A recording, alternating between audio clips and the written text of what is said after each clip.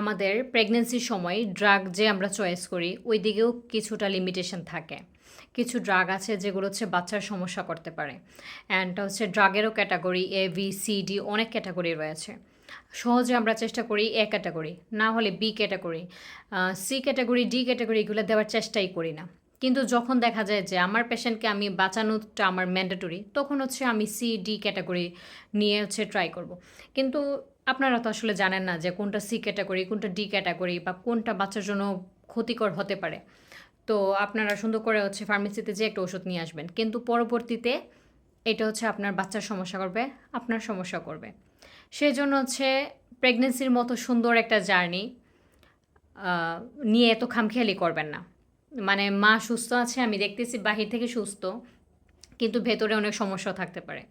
একবার দুইবার ডাক্তারের কাছে গেলে চেক আপ করলে আহামরি তেমন একটা আমার মনে হয় না খরচ হয়।